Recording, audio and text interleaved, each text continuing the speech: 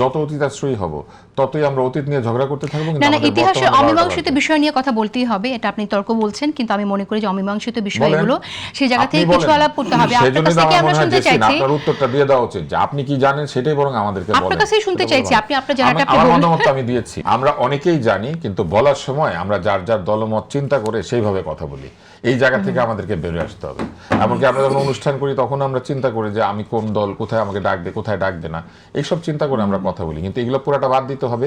ইতিহাসকে ইতিহাসের জায়গায় রেখে আমাদের বর্তমানকে তৈরি করতে হবে। যত ইতিহাসকে নিয়ে তর্ক করা হবে ততই আমরা অতীত আশ্রয়ী হব, এবং যত অতীত আশ্রয়ী হব ততই আমরা অতীত নিয়ে ঝগড়া করতে থাকবো। না না, ইতিহাসের অমীমাংসিত বিষয় নিয়ে কথা বলতেই হবে, এটা আপনি তর্ক বলছেন, কিন্তু আমি মনে করি যে অমীমাংসিত বিষয়গুলো সেই জায়গা থেকে কিছু আলাপ করতে হবে। আপনার কাছ থেকে আমরা শুনতে চাইছি, আপনার উত্তরটা দিয়ে দেওয়া উচিত যে আপনি কি জানেন সেটাই বরং আমাদেরকে বলেন। আপনার কাছেই শুনতে চাইছি, আপনি আপনার জায়গাটা আমার মতামত আমি দিয়েছি। আপনি আমাকে ভুল প্রমাণ করার চেষ্টা করছেন, কিন্তু এটা ঠিক ভুলের জায়গা না। আমি ভুল প্রমাণ করার চেষ্টা করছি ওই জায়গায় যে আপনি বলছেন যে ইতিহাস নিয়ে কথা বলা যাবে না। না, কথা বলা যাবে না বলি না। আমি বলেছি যে ইতিহাস নিয়ে কথা বলার জায়গায় আধা ঘন্টা না বা 1 ঘন্টা না।